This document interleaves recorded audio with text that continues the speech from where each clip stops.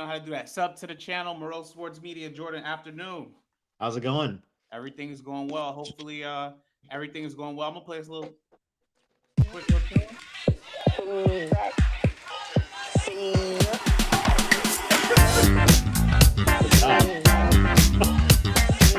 Flip it up real quick. This is episode 56. We're here. We're live.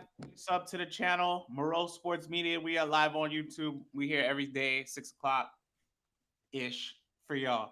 We here for y'all though. But we're gonna start with our first topic. So Geno Auriemma, Coach Geno Auriemma, Jordan. I'm gonna let you kick it off.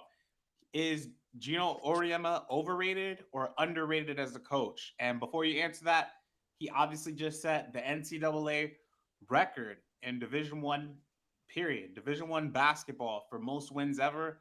He beat Tara Vander. I forget how to pronounce her name. Y'all forgive me. Tara Vanderveer. Thank you, Jordan. Yep. Appreciate that. Mhm. He broke her record. She just retired in April. 11 NCAA titles, 23 Final Fours, 28 regular conference seasons awards. Overrated, underrated, Jordan. I'm gonna let you take the floor. I think he's overrated. Really? Yeah, I think so. 11 national titles, 23 Final Four appearances. I mean, he had those super long streaks of was it like 110 games or something like that? He has two streaks, one of Mhm. 96 games, one of 111 games. Yeah. That's two, Um, not one, two individual streaks of those numbers. right.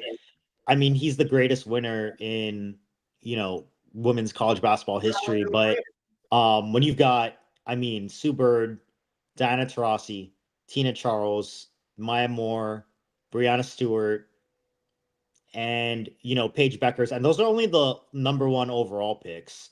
Like, there's a bunch of first round picks also that played under Geno Auriemma. So I think that with the deck being so stacked, I feel like most coaches would have that level of success. That's not taking anything away from Geno Auriemma. I'm just answering the question: is he overrated, underrated, or properly rated? I think it's a little overrated for what people. Let I me guess what I hear people think that he brings to the table. let me ask you this: who is a better coach, Geno Auriemma or Pat Summitt? In my mind's eye, Pat Summitt.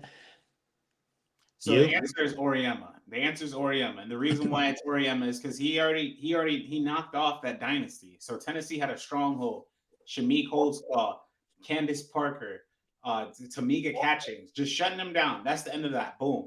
He ended that dynasty. Baylor, Kim Mulkey, Brittany. She had Brittany Griner at one point, even though Right. they won. Shut that down. South Carolina. I mean, now they're just coming up. His career has spanned over 4 decades, and he shut down dynasties because of everything that you said, including the recruiting, obviously getting a Paige Bueckers. And let's do it like this, Jordan. You're right. Yes, he's had a lot of talent, but he had to go get that talented players in his building. Whether it's an Elena Deldon who ended up leaving his program, or getting a Maya Moore into the building, getting a Brianna Stewart in the building, getting a Diana Taurasi in the building, Sue Bird in the building. Like, he's gotten every single player that he needed to get to win. And you talk about stacked team, but that's what you're supposed to do. You want to destroy everyone. And the fact that he has destroyed everyone, I would never call him overrated. I would call him I think he's underrated, truthfully. Because to me, he's not gonna get the credit for being the head coach that he is ever. But if you're talking about the greatest American winners in sports history, he's up there. No matter if you think he's good, bad, or whatever, like he is literally up there. So now I wouldn't go as far as saying he's overrated. I would definitely chat. Let us know what y'all think. Geno Auriemma, underrated or overrated? I'll definitely say he's absolutely underrated. Truthfully, I'm not gonna go overrated for sure. So when's the last time Geno Auriemma's Connecticut team has won the national title? That's a great question. Can you tell me? Because I'm sure you know the 20, answer. 2016. So That's it's been that's not it's far. That's 8 years ago. it's been 8 years, but They're in the final I, four I last year too. By the way, what was that? they're in the final four last year. They're in the final four pretty much every year. But So I like, I what more can you want from the man? He can't win them all. I Damn, well I just attribute the success more to the players than to the Coach coach. Auriemma.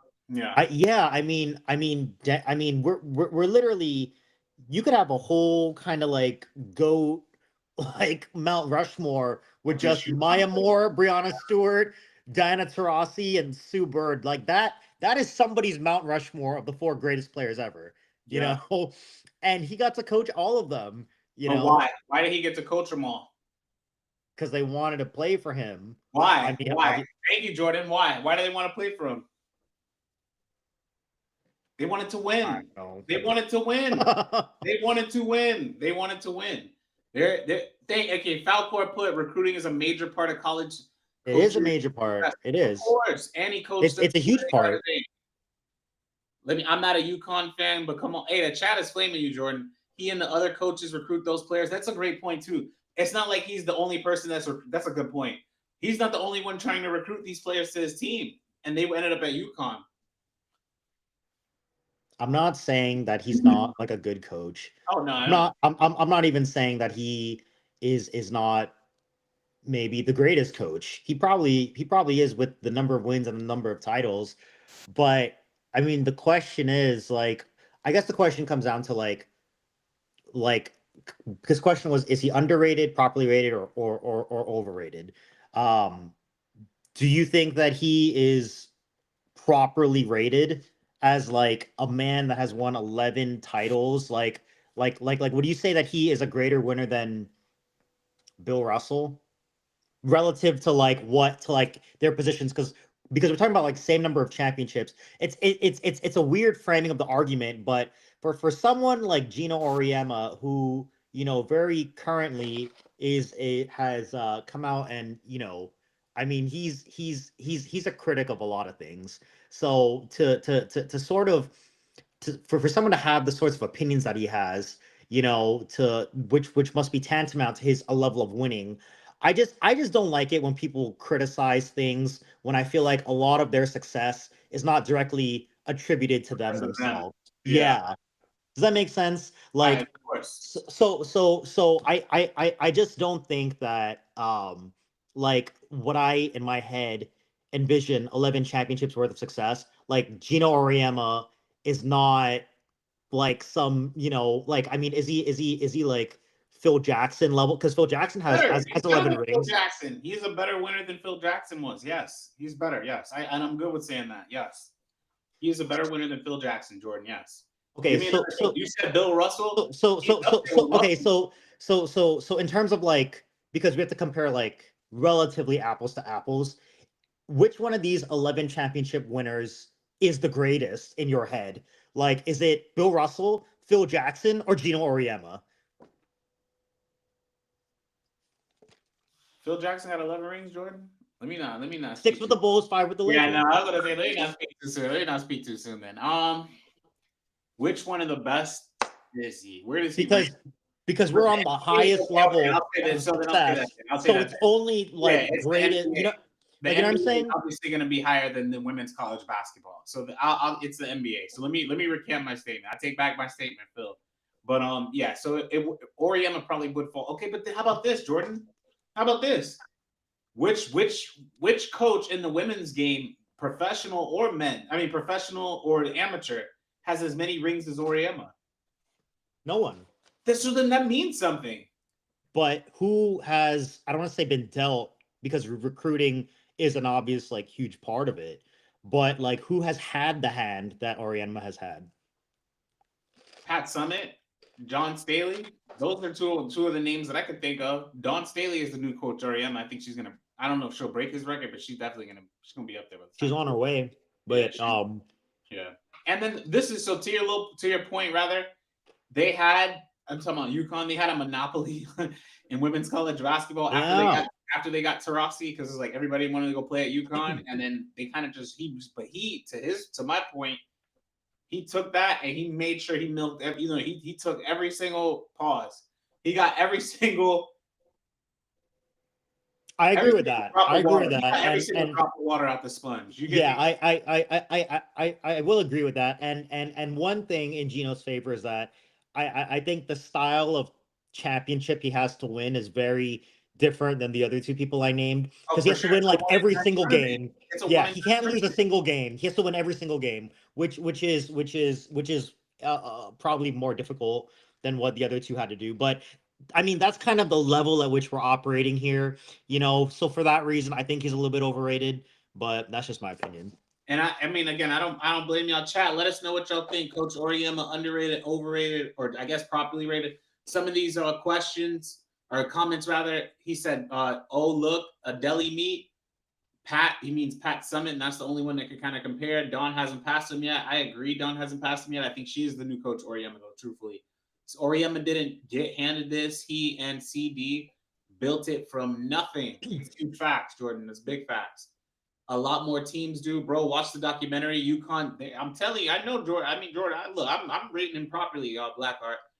Bro, watch the documentary. UConn started as nothing. He and CD, along with the players, they made UConn what it is today. And then, oh look, a deli meat said he is which UConn documentary was it? Which Was UConn it doc? The one produced by Diana. Yeah, I know. My No, favorite trend in these sports documentaries, like where the athletes produce their own documentaries. So Wonderful. Falcor put he is a big part of why you're reporting on the women's game now. I agree with you 1,000,000%. Oh Again, yeah, for sure. I love Coach Auriemma. I think he's one of the best coaches, period, in the league. I'm talking about just basketball in general. He's still getting the best recruiting classes outside of USC, and he's dominated college basketball for so long. It's like he might as well just keep that train going. I think he will be retiring soon, though, especially if they win another ring. I think he's going to retire. I think he's going to take that off and just say we're good here, you know? Because it's like, what more do you have to play for at this point? You don't. You just for the love of the game, honestly. Just like Coach K. So shout out to Coach Auriemma. He said it's called, or Blackheart said it's called setting the standard. UConn teams are historic. There you go. Is another point. Also, UConn players are historically pro ready, and they do well in the league more than any other school. Every team in the W basically has a UConn player on their team. Talk to Jordan, man. Talk to Jordan. Yeah, I mean, I still think he's overrated. Like you can't change my opinion. That's tough. All right. Speaking of UConn, we're gonna go into Paige Bueckers. This is what she had to say recently. I want to play this. Let's go get this one. Play this clip right. Lottery at all, or nah? I actually, people think I'm lying. I actually didn't watch it. It was giving me too much anxiety, so I just decided to. Whatever was gonna happen, regardless if I was watching or not. So I just kind of, let the things happen and figure it out after. As you have found out by now, Dallas gets that #1 overall pick, a pick that everyone thinks they're going to use to take you. How do you feel about that? I honestly don't want to get complacent. I want to stay humble, stay grounded, stay in the moment. Nothing in the future is guaranteed. So just taking every moment as it is. I'm a firm believer in God has a plan for me. So whatever that is, I'm ready to do it. All right. Well, the plan right now is to go get this win for your. What are your thoughts about I guess Paige's enthusiasm still about Jordan and Dallas Wings? And actually, I want to talk about them in a few minutes. We'll talk about them next. I have some things to say about that. I mean, they just weren't her first choice, but it is what it is. I mean, it's probably a better basketball situation for her. They've got 2 all NBA first team level talents for her to get to play with. Assuming they're still there when she gets there. I mean, I think it's a great situation for her. It's not LA, but nowhere else is LA. So that's true. That's a big fact. I don't know. Yeah. Okay, so now I want to. So speaking of Paige, so 5 things to this, and I want to read some of these comments. Make 5 things. That was a different. Yeah, for real, 5 things. We got a few things about Dallas. This how I sounded last night with Sab. Don thinks okay. All right. First and foremost, the Dallas Wings have sold out. So they have sold out. They've already sold out 2 years. 2 years in a row. 2 years in a row. This time when they did it 5 months before the last season's timeline, if that makes sense of what I'm saying, Jordan. So they didn't sell out until April of last season. This time we're in December and they've already sold out. So the only tickets that you can get are single game tickets. Mm-hmm. Tickets are already gone. And a lot of people that are on the wait list, they're still waiting to get tickets for the Dallas Wings. That's from just that alone. In addition, they also will be, if you haven't already known this, they're also moving into a new facility in 2026. Mm-hmm. This is so you can take a look. This is where they'll be playing in downtown Dallas at the K. Bailey Hutchinson Convention Center. It holds about 10,000 people. Obviously, they're playing in the College Park Center, which is shared by the University, I want to say, of Texas El Paso. Don't quote me on that. So, but they're moving up, and the wings management are trying to move up. I spoke with the president today, Greg Bibb, executive, the new general manager, Kurt Miller, and as well as Jasmine Thomas. I want to from that right quick. Let me see if I can play that for y'all, and I'm gonna kind of go from there. This is what he had to say, and it's something really telling about Kurt Miller had something very telling to say about where they want to move in 2026. Get back on track is probably the simplest way to. So just a little context. I asked Greg Bibb, or asked President Bibb, what are the expectations for this team next year? And he's honestly just saying just to get back on track. But I do want to get to what Kurt Miller had to say as well. Say it. We had been building and getting better and made the semifinals in 2023. And then, 2024 happened, and I don't want to rehash that, but we need to get back on track. And I think this is a reset, a little bit more than perhaps a rebuild when you look at some of the elements, but on the other hand, it's a fresh start, And I'm going to pause right there. I want to get to Kurt. I do want to get to Kurt Miller's comments on this as well, because he says some telling things about where they want to move towards in free agency. Solid foundation built. Their future is really bright, and there's a style of play. And now it becomes a destination location for free agents in the future, especially as we all look forward to that 2026 fishbowl of free agents. Right there. There's 2 veterans in the entire league right now that are under contract beyond the 25 season. So it is going to be really imperative that we are set for future success coming out of that 25 season, preparing for 26 and beyond. We could pause right there. So if you haven't already, just to kind of unpack this, Jordan, do you understand what he's trying to say? He's trying to say to keep the options open, pretty much. So you remember what I was telling you last night when I said that there's going to be some brain trust that's thinking, hey, how can we get Juju in our building in the next 2 to 3 years? Yeah. He's not thinking about getting Juju. What Kurt Miller is thinking is trying to get one of these whales, these monster free agents into Dallas in the next 2 years. So like you just said, 2026, because now they're going to have Paige. They already have Enrique, first team all WNBA. I'm sorry, second team all WNBA. They're going to get Satu back. That was another thing that they spoke about in this press conference. And if I can find that clip, I'll do it. But they're saying that is their biggest priority is to get her back into this building. So now you got a core 3, and he's getting ready to speak about that a little bit more. Having a core 3, and then you add in another one of those free agents from that 2026 class, because I'm talking about the free agency class. Because like you said, there's only 2 veterans that are signed from this year that won't be in that 2026 free agency.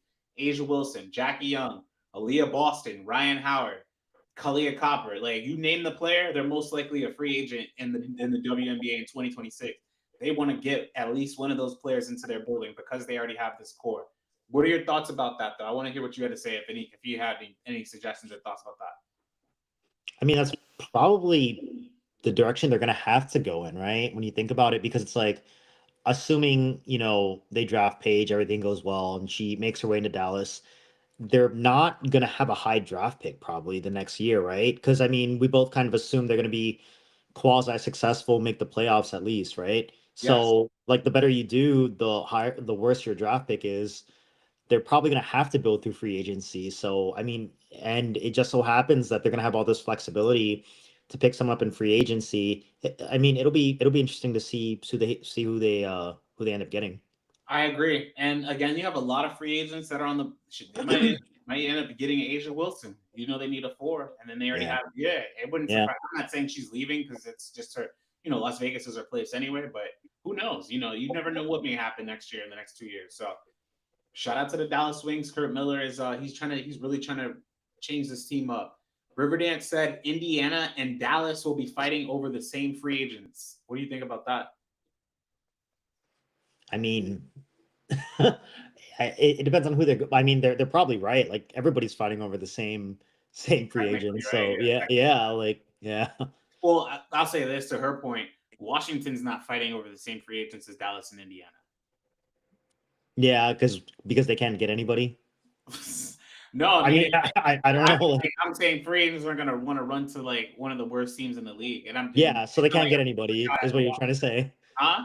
Yeah, so they can't get anybody. Is what you're trying to say? That's not what I was trying. I'm just saying it's okay. Yeah, that's what you're trying to say. But I think they mean Satu. Yeah, Justice. Their number one priority is getting Satu Sabally back in the building. I spoke to him today. They're gonna put a full court list to make sure they can get their franchise player. She's the youngest player in the team that's already had the most success. I don't mean like youngest as in like the youngest. The most successful youngest person in that team is Satu Sabally. At 25 years old, she's already made a first team All WNBA. She's already led them to a Final Four. They want to bring her back, obviously, and just build around her and Enrique. Mm-hmm. I don't know if Indiana is probably pressing heavy on her too. We'll see. We'll see if Indiana can manage to nab her because I think they have. I want to say they have the core exception, so they could just keep her in core Right. Worst case scenario if that's what it comes down to. Now, speaking, we can speak about Indiana right quick before we speak about Cleveland. Speaking of Indiana, let's talk about the Sports Business Journal. So I'm not sure if Caitlin Clark, it's been reported that she's not going to play in the Unrivaled League 3-on-3, but I wanted to read this quote because this came today where they said Asia Wilson, Caitlin Clark both turned down participating in Unrivaled. And then a source put, I believe that they offered more money. Let me just read it. I believe they did offer more money than Clark because I know what they offered Asia, a source close to Wilson said. They have a lot of money and they offered her a lot of money. From what I read from this was that they offered quote unquote Asia Wilson more money than they did Caitlin. And if that's true, Jordan, what are your thoughts about, I guess, this entire situation about two of the biggest stars in the game not playing in Unrivaled? But then again, keep in mind, we got 2 wild card spots. Yeah, The so you never know what may happen. Most definitely the wild card spots. That's it. Yes, the legitimacy of this draft with the last 2 picks being wild cards. If Caitlin Clark and Asia Wilson were on the draft board, sorry guys, we chose Stephanie Dolson. Like wild card. Like come on, wild man. Card. That's it's ridiculous. I mean, I just feel I just feel sad, for Unrivaled that, I mean, you saw that memo they put out referencing all the 22s. I mean, those 22s were obviously, for a 22-minute video, but they were, referencing Caitlin Clark and Asia Wilson as well. I mean, that's really what those 22s were for. But I mean that they're still holding out hope, that they can get her, and it's just sad, because obviously like she'd draw a lot of attention to Unrivaled like she did to the LPGA tour when she did that Pro-Am event. I don't know, like I just feel bad for them. I didn't put the 22 part together. Like I didn't even think about that. A 22-minute announcement. Oh, Caitlin was. I never thought of that. I thought literally it's just 22 minutes long. I never really thought it was. I didn't. The only thing I say is I thought it was going to be a live announcement, which I mean, if the fact that it wasn't, I was able to just watch what I wanted to watch and kind of go from there. But I'm not gonna say like, oh, I'm sad that Caitlin's not playing. If she doesn't want to play, that's okay. Enjoy yourself, and go from there. So I'm gonna ask you this, Jordan. You think they're gonna resent her for not playing versus having her resenting her for playing? Yeah, like, they're gonna.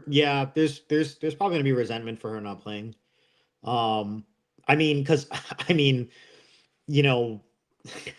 I mean, we were talking about this earlier. They went from 30 best players in the league to just 30 players in the league to 36 players in the league. Now we're running a draft with 34 players in the league, and then with 2 wild cards, and we're inviting Leah Boston and Lexi Hall, and I mean, they're gonna be super disappointed when she doesn't, if she's not joining, because like this is a wild card. Yeah, it's desperate and embarrassing.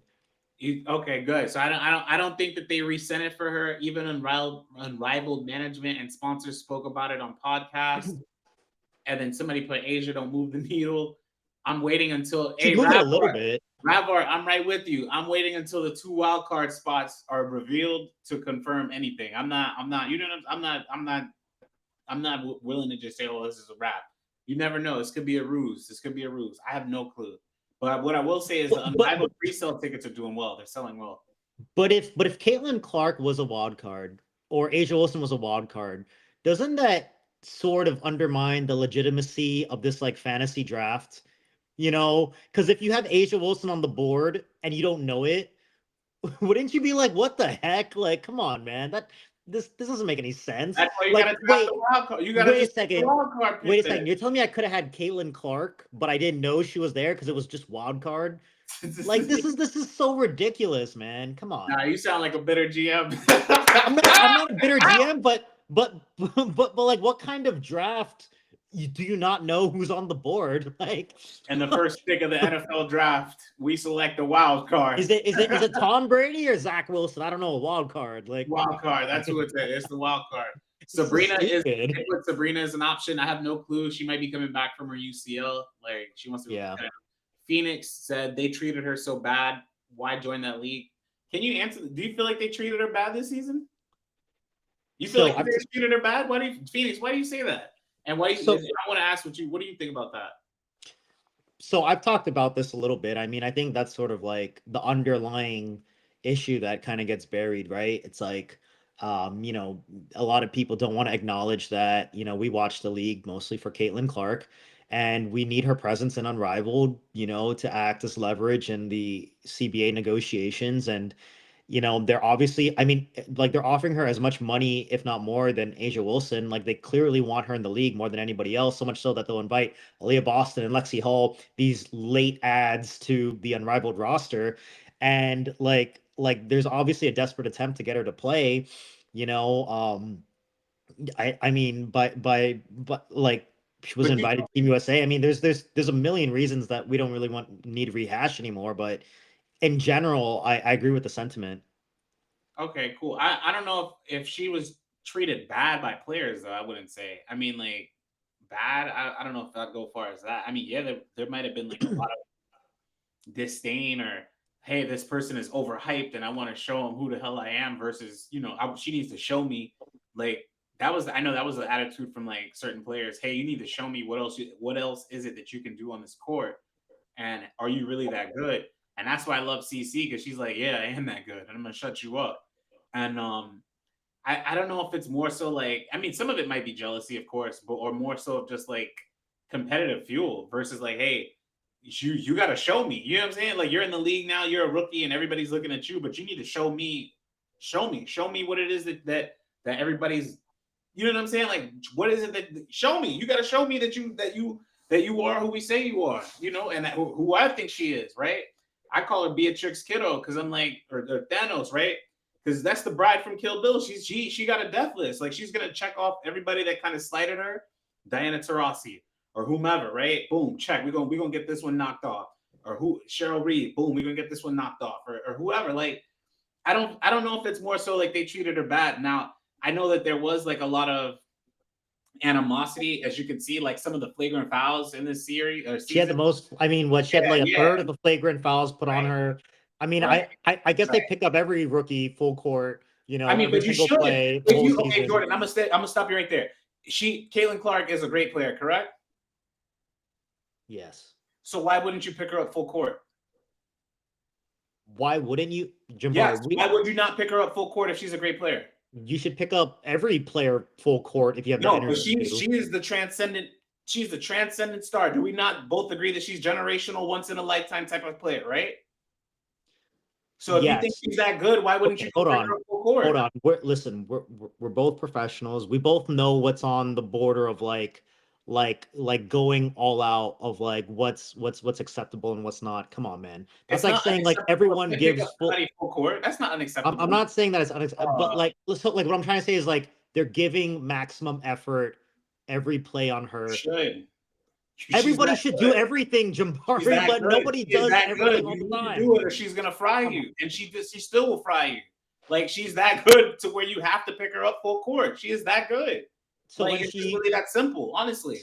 So when she has a second free throw to get all up in her face, it's just like, I guess that's just normal too, right? No, obviously it wasn't normal. Ari McDonald was locked in. She was so locked in saying, shit, I can't let her be open for a second. Right, absolutely. Another guard that was like this, Jordan, I mean, he didn't get paid. He maybe not like to 100%, but like 80% of this was Steph Curry. Steph Curry, his rookie year, when he was dropping triple doubles and he was playing with Monte Ellis, they were getting in this shit. You know what I'm saying? They were getting on him.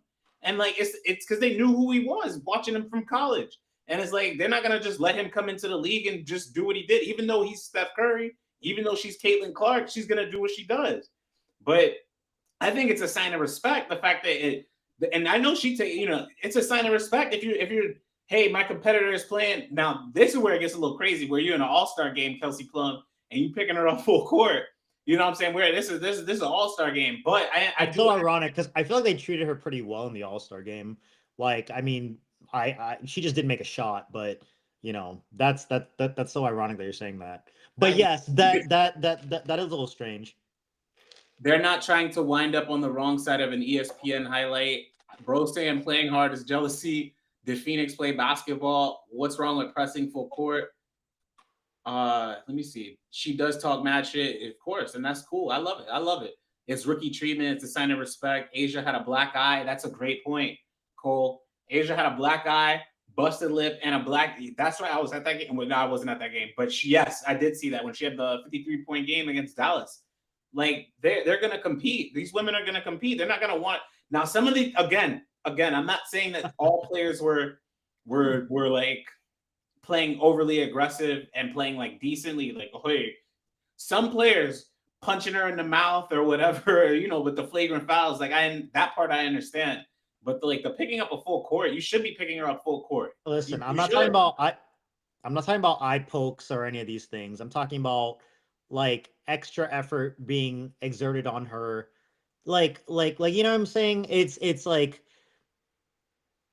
her experience was unlike any other rookie's experience in the WNBA, right?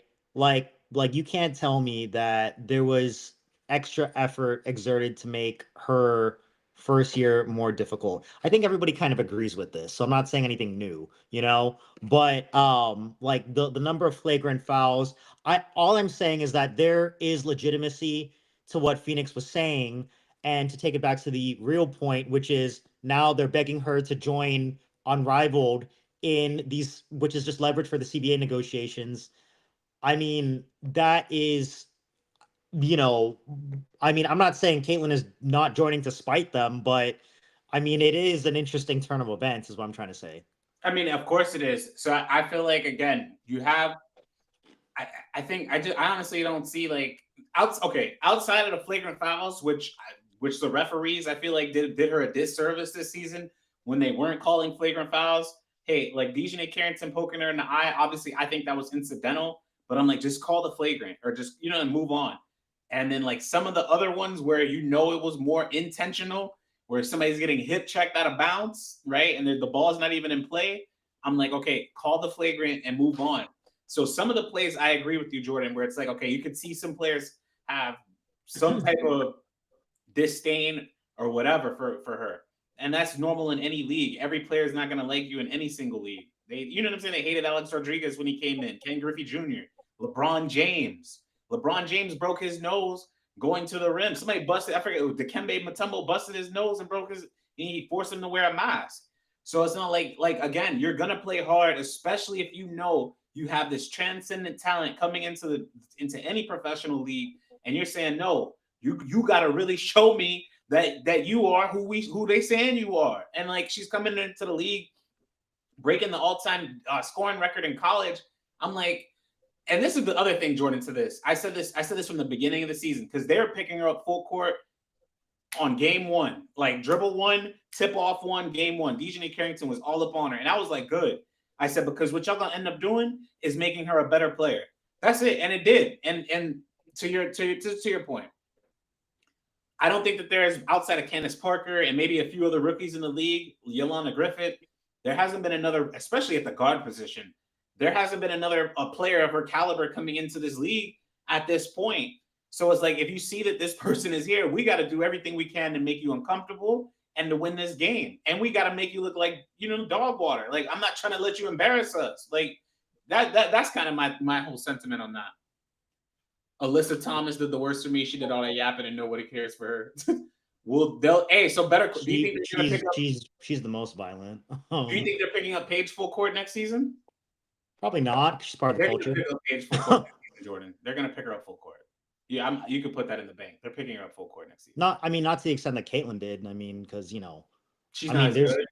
No, because I'm assuming, and I'm probably gonna be right, because I'm not saying they're gonna take it easier on her, but like there was legitimate like antagonism towards Caitlin Clark for whatever reason, real or fake. Like So there literally was. I want to read some of these comments. So some of the comments put Paige is better than CC. If you agree, if you think that, I'm all for it. I don't mind you saying that at all.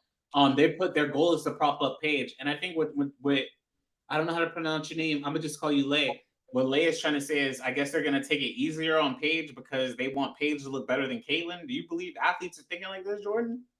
I don't think for that reason, but I don't think they'll be as aggressive. I don't think they're gonna pick up Paige full court, not because they want Caitlyn to be better than Paige.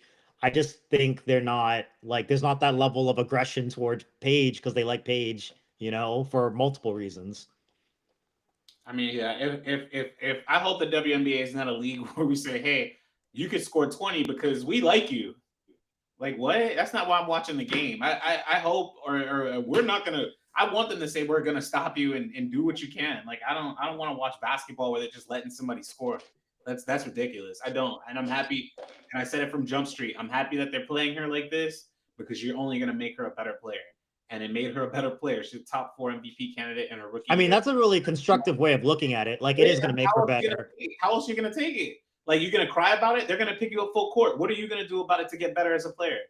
It's just that simple. Like to me, it never made sense to cry about being picked up full court. Like they pick up great players full court. It's a sign of respect. These women do not like CC. I gotta ask them that. Do y'all like CC? They gonna say yeah. Then give me the PC answer, right? That's tough. All right, let's let's switch gears right quick. So speaking of WNBA teams, Cleveland right now just announced, Dan Gilbert just announced that he is starting a bid to get the Cleveland Rockers back into the WNBA. He's already formally submitted a bid, and they want to play as soon as possible. Jordan, what are your thoughts about Cleveland getting a WNBA team? They need to get in line, man. There's a lot of places that are trying to get a WNBA team right now. I think Kathy Engelbert said they were trying to get 16 by, was it 2025? She said, or 2026. She was trying to get to 16. I mean, there's so many. Yeah, by 2026. So what? So there's Golden State, Portland. There was talk of Austin, and now Cleveland. Where else was there? So Portland, Austin, St. Louis, Cleveland. If you want me to keep going, I want to say Toronto's getting one, Miami, Orlando. There's a lot of teams that are interested in getting a new WNBA team. So I mean, yeah. For me, I'm like, shout out to if y'all are from Cleveland, Ohio. Shout out to Cleveland. I'm hoping Miami or Orlando gets one before y'all, truthfully, or Houston as well. Houston's another team. I hope one of those 3 teams, if not Miami and then Orlando, or actually in that order, Miami, Orlando, then Houston. I hope they get a team first. But shout out to Cleveland if Cleveland is getting a WNBA team. I want to read this though. I'm afraid of them. I'm afraid of them expanding too quickly after what happened the last time they did it. I mean, is that like something to be afraid of? Like having is that something to be afraid of, Jordan? Or what do you think about that? Well, the most they ever expanded to was what, was it like 14? Yeah, is that right? 14 teams. I think that's the max they've ever had. So, I mean, it's a different time now, though. Like the game is growing in popularity, and I mean, they've already kind of seen it fail. So like the second time you try to do something, you kind of learn from your mistakes. But I think that this growth could probably be more easily sustained than it was in the past, because I don't think that the fans that have started watching the game again. I mean, so Caitlin Clark, like what she did and what happened this year was that a lot of they got new fans, but they also brought a lot of old fans back. Yeah. So I just have a feeling that this success is going to be more sustained, and the likelihood of new franchises succeeding is going to be higher. I agree, and I think that a lot of owners, especially we talked about this a little bit. A lot of the owners that are in the NBA that are paying for the WNBA anyway, they're like, "Bump it, why not own a team? I got another $200 million. I could just own a team and then not have to write them off." Just You know, it's more profitable if you add more teams to the league, right? Because like I know like in the NFL or I think in the NFL, if you were to expand a team, I'm sorry, in the NBA, if you were to get a new team for like $6 billion, essentially you would be writing a $300 million check to the other 30 teams, right? Nice. Or a 200 million, and every other team would want that $200 million check. So, which means that that check would actually end up going to the pockets of the NBA team owners, so they'd get their money back. So, I mean, that's part of why I think they're pushing for expansion as well. But having more teams that want to establish a franchise is just going to drive the cost of entry up into the league. So, that's actually a good thing. Let me ask you this: if you could make one single change to the WNBA game right now, what are you doing? And Riverdance, the reason why I'm asking that is because I agree with you. Oh If my you want me to God. go first, I will. One single rule. I mean, I would, this is stupid, but I would ask for You want the Shaq greater. treatment? You want the Shaq treatment, Jordan? No, I want greater I'm training playing. for the referees. I think that's such a big problem right now. I mean, that's not really a rule change, but it's like a thing I want changed, you know? I want better referees. Yeah, the better refs. I feel like they should just get the NBA refs and just pay them more and then just have them work in the off season of the WNBA. All right, the one rule change that I would make, and I agree with you 1,000,000% Riverdance. First and foremost, make the game 12-minute quarters. Just make it 12-minute quarters and move on. Like I'm Why? tired of these 10-minute quarters. Why play 10 minutes versus That's 12? a long game. It's just 40 minutes versus 48. And then it goes back to expanding the like you have more spots for rosters anyway. Play your rosters, play your bench. Like they shouldn't. There's no reason why it should be 10-minute quarters. I absolutely agree with you, Riverdance. They need to put the 10 to 12-minute quarters. Absolutely agree with you on that point. The games are too short. They're absolutely too short. King, that's another one that I like. That would probably be my second pick. King put adding a third team all WNBA. Now you know how I feel. Yeah, that's well, I think we're gonna need one. I mean, we probably don't need one now, but after expansion, we're gonna need one because there's gonna be 190 players in the league then. Yeah, so then you're gonna need a third team. Yes. Yeah. So I absolutely agree with that, King. Riverdance, two great suggestions. Absolutely. I would have put Kelsey Mitchell on third team all WNBA this year. And I thought she didn't get snubbed by not making second, but it kind of goes without saying they need to have a third team. Because I'm like, how do you have the 20 you're good enough to be on the Olympic roster, but not good enough to be all WNBA? Those two things don't make any sense. Speaking of all WNBA players, Angel Reese, someone who I feel like will be making an all WNBA player or all WNBA selection in her career before it's said and done. She was an all WNBA player. Not yet. Not yet. Multiple. Actually, a multiple time. I think she can make multiple ones. But she was named, according to Footwear News, a style influencer of the year. And shout out to her. But also, I wanted to play this clip from Unrivaled. And this is what they spoke about with Angel Reese. Jordan, what are your thoughts about her game right quick? I'm going to play this right The ways And Phil, This is what Phil Handy had to say about it. I'll talk to you about this, Angel Reese. What are your thoughts on her? I use comparison of Moses Malone. In a lot of ways, she is such a physical presence in the paint. You know, obviously Teaspoon had a chance to coach her. She's not afraid to speak her mind, but I also believe that that's the way she plays the game too. She wants to do even greater things on the floor, off the floor. She's giving of her time. She's giving of everything that she does. She's earning things by the way that she works. And I totally agree. She's relentless. She sounds like she should be a part of Rose Basketball Club. I don't know what it is, but it sticks out. And a lot of the fans wanted to see Angel Reese on Rose Basketball She's gonna Club. say everything she does smells good. So why not? What are your thoughts about this high praise Angel Reese is getting from a bunch of great talented people in the building? I mean, Moses Malone comparison, Jordan. Moses Malone. I mean, I didn't see a lot of Moses Malone other than highlights. I mean, that's one of the great. I mean, somebody said that Moses Malone was one of like the 10 greatest players of all time or something like that. He's not up there, no. He's Maybe in I the think 80s. Maybe in the 80s he was, yeah. I think Bill Simmons had him in the top 17 or something like that. But That ain't God. I mean, she is really good, you know, at certain things. Best rebounder in the league.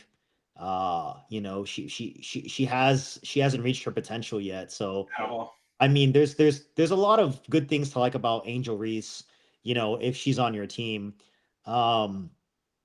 I don't know if she's Moses Malone, but she's like, I mean, she's good, she's the league's best rebounder, and that says a lot in a league of some really good rebounders. Absolutely does. I want to read some of this. He said, she said, y'all need to be honest. I'm being honest right now. I think if y'all haven't heard me already say this, I think Angel Reese is going to be a future MVP. I think she's going to make multiple all-star games, obviously. She's already done it as a rookie. I think she'll make all WNBA. I think she's going to win a chip before she leaves the game too. I don't foresee her career getting worse, honestly. And yes, there are things she needs to work on, just like every single player in the WNBA have things that they can improve on, especially 22-year-old rookies. So for Angel, yes, she can be a better finisher around the rim. She could learn how to pass out of double teams, right? These are things that you develop with A, more strength, and B, just playing more basketball. And then C, if she wants to develop an outside shot so she can be a stretch forward, because I feel like she's playing with another amazing player in Camila Cardoso, who y'all know how I feel. I call her Baby Joker. I feel like as soon as the two of them, just her, if the two of them can get on the same page, it's a wrap for this league, because you're going to have two dynamic bigs, one that can switch everything, and then one that can guard the paint. And then it's like, what can you really do with the two of them? And then they just have, and if they bring Kennedy Carter back. So yeah, I feel like it's more of a matter of time before she actually starts to show out more. And think about it like this: how many people are leading any? And this is the same hate that I'd be saying with Caitlin when y'all be hating on Caitlin. How many rookies come into the league their rookie year and they lead the league in a statistical category? So the fact that she's been able to do that her rookie year is just immense, and it just goes to a testament of what he was saying about Moses Malone and her work ethic. So again, shout out to Angel, influencer of the year. And I mean, we're gonna see, at the end of the day, so Jundal said, elaborate on Camila being a baby Joker.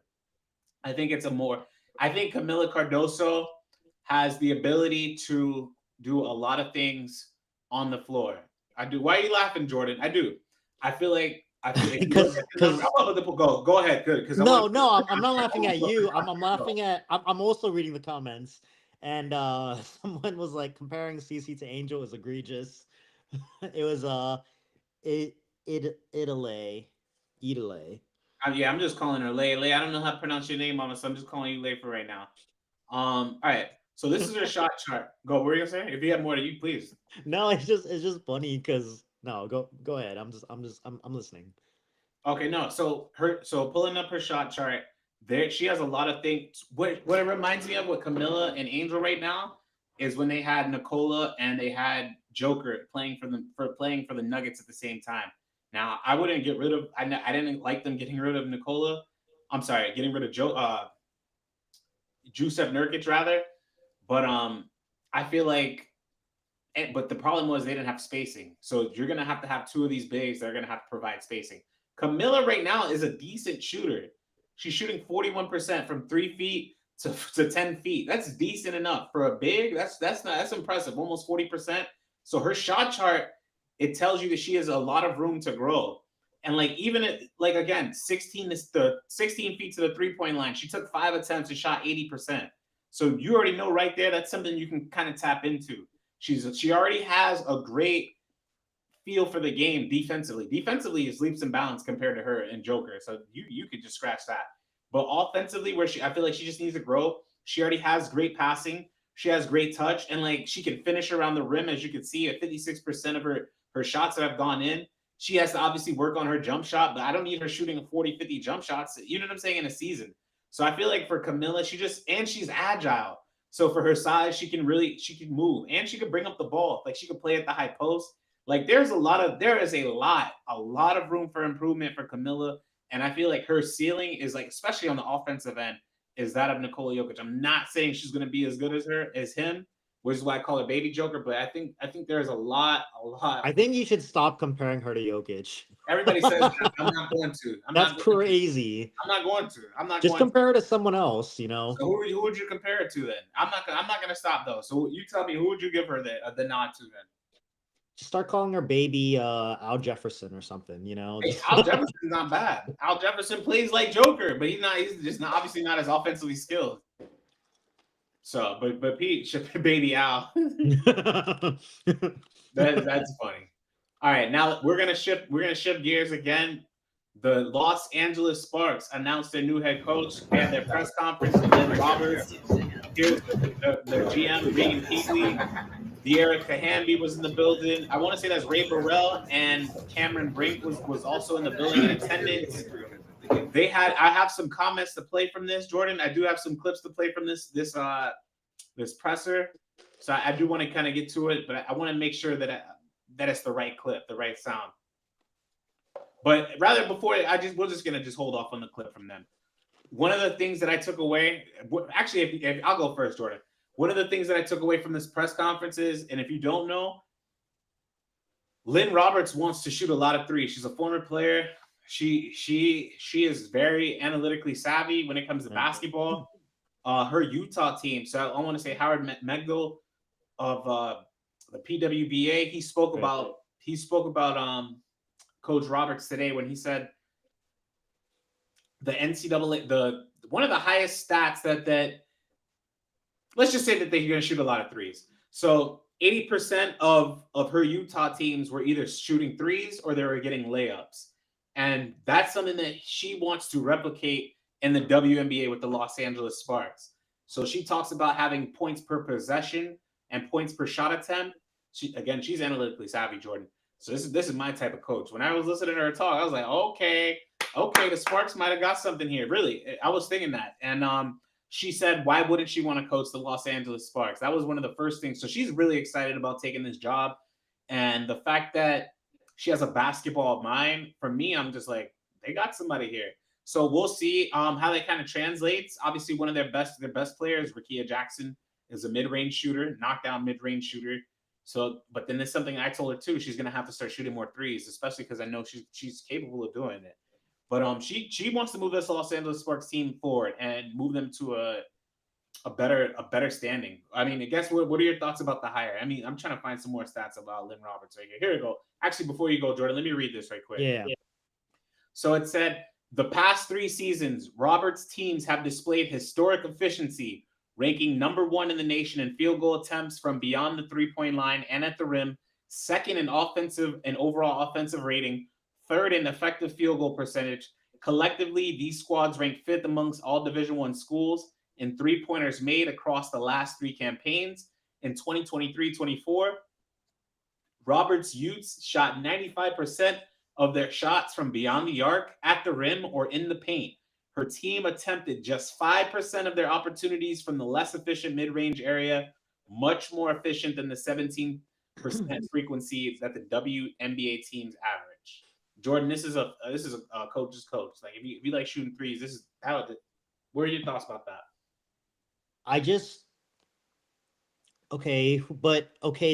That's great. But who's gonna shoot the threes on this team? Like, I mean, you don't have a team full of sharpshooters or anything like that. So it sounds like it's like you're trying to run the wrong system for this team. I mean, and also who's gonna man this system? Like they need a guard and they don't have the number 1 pick, so you're gonna have to get someone to run this show. Like maybe it is Olivia Miles, you know. But I mean that stuff's great on paper. I just don't see it happening, you know. A lot of the comments, Lexi Brown, Kia Nurse. Kia Nurse, yeah, I saw that. There was McDonald, Stevens, like, but it's not like a team full of sharpshooters or anything like that. You know what I'm saying? Not at all. But we'll see how they're gonna have to. She said she could shoot 8 to 10 of them a game. We're gonna see if how they kind of just remold this roster so that they can have more shooting around the team. That's really where it comes down to, and that's where it comes down to Regan Peasley's job, kind of just sort out where what they're gonna do with this Los Angeles Sparks team moving forward. So, it's a new day in Los Angeles, but she's really excited, and she's a hoop heads type of coach, especially if you like shooting threes. Like they're gonna enjoy playing for her, especially if they like shooting threes. Hopefully, she doesn't change Rickea's game too much. Like I don't need Rickea shooting 8 threes a game. Like maybe 4, like 3 to 4. I think that's a good number. But and because I'm like, if you're really skilled at the mid range, you need to keep staying skilled at the mid range.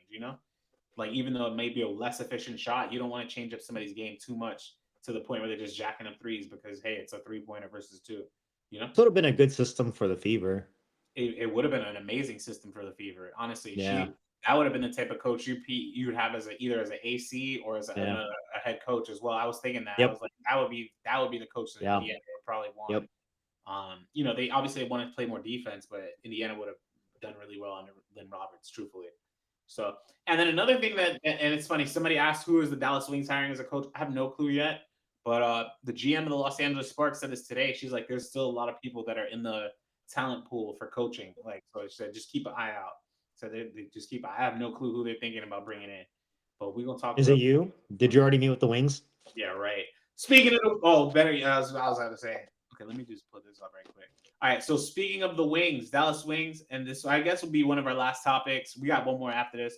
Enrique Ogunbowale stars in a campaign for Foot Locker, Nike Air Max Plus, and I forget how to pronounce this name, Jordan Swarovski, man. They make the fancy crystals. Yes, they do. I've never learned how to pronounce that name.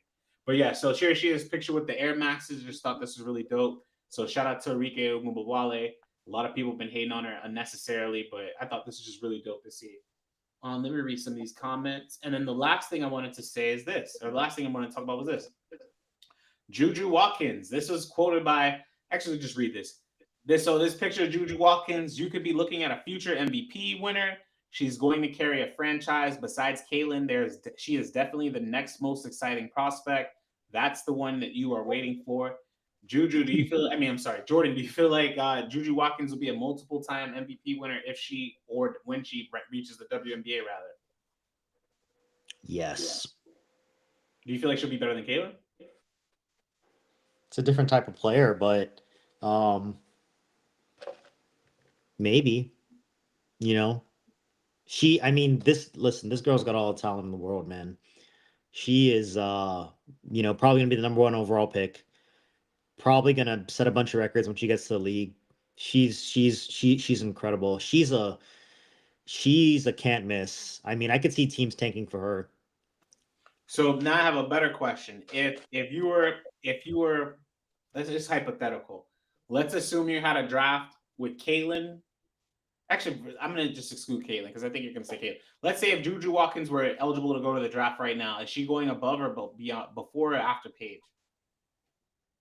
I think teams would probably pick Juju first. Really? Yeah, because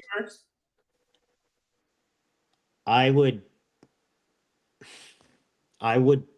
pick Juju first. I would too. I can't shake this injury history with Paige. I think that it's still in the back of my mind. You know what I'm saying? Obviously Juju's younger too. Why can't you shake it, honestly? Because it's not like it was a small injury, like that's probably the most serious injury that could happen to a basketball player.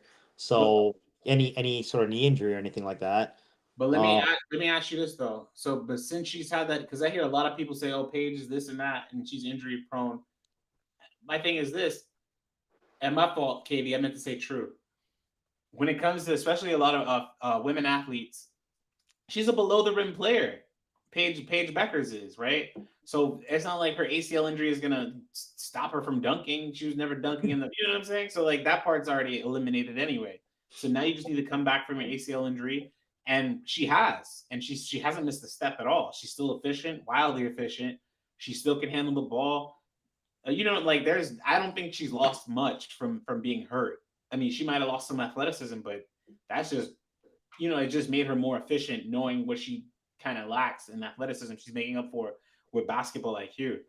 So I don't know how much like a stock I put. But if we're talking about the men's game, like I understand, hey, Derrick Rose, you get an injury, you're an above the rim player. John Wall, yeah, you're above the. But if you're a below the rim player anyway, and you're wildly efficient, I don't know how much her injury, unless you're thinking this, Jordan, she's more susceptible to getting hurt again.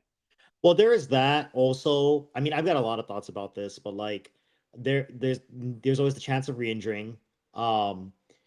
And coming back from a second ACL is like even harder, right? But also like the game's getting faster and you need all the lateral quickness and foot speed that you can get and just regular straight line speed as well.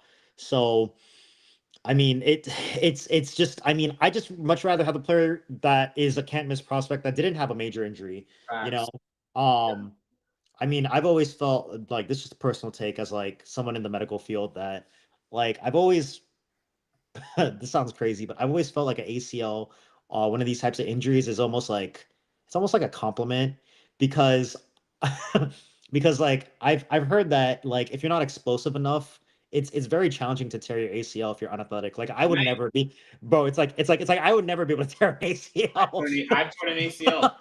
It's like no matter how fast I go, I can't good. generate enough speed and force to tear. I've torn my left ACL, so I know how that feels. So I'm happy to hear that. But yes, not happy to hear that, but brings joy to my face knowing that I was moving. Explosive enough, yeah. I was doing this off of a layup, so that's tough. And like I was trying to get a reverse layup, but that's crazy that you say that. But yeah, ACL injuries. All right, we're here. I'm gonna open up the lines. Jordan, if you got any closing thoughts, TikTok, y'all chime in. Y'all can request in. I'm gonna start accepting y'all, all my guests. If you got anything else to say, we're gonna close this one out.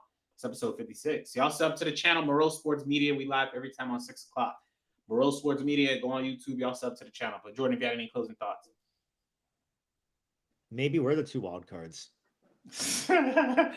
It could be anybody. So better. Okay, I'll ask you this, and then we'll close it out. If you could pick any 2 WNBA players, not named Caitlin, Sabrina, and Asia, who are you picking for the wild card spots? Did they already announce well, yes, they did. Did they already announce DeWanna Bonner too? No. Let's assume DB is in the league. And June Doll, that was my pick. I'd probably go with some legacy picks. I'd probably go with Diana Taurasi.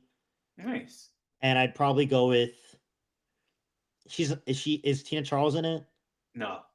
I'd probably go with those 2 because if you're not getting like the big 2 or 3, whatever, I'd probably go with some legacy picks. I'd probably go with Taurasi and probably Charles. If it's not John Quell, I will go Kennedy Carter, Kelsey Mitchell, and or Camila Cardoso as well. But I'd want to see if Maya Moore would be still busting a butt if she came out. Probably. She's only 30-something. Like she'd still be busting a butt. Oh my gosh, that's right. She retired like 35. Maya Moore's 35. Oh my god. She'd still be busting. Can you imagine if it's Maya Moore and like Deladon? That would be crazy. The Monstars. That would be cool. Now that would be cool if they're able to make that happen. If they put Elena back in so she could use this to get ready for the season, that would be awesome. That'd actually be awesome because like I would tune in for that. I would, and too. I think a lot of people would tune in for that. You know. Yeah, I think so too. Episode 56. We're in the back, Jordan. I appreciate you. We out of here. TikTok, y'all request in. Jordan, I appreciate you, sir. Take care, man.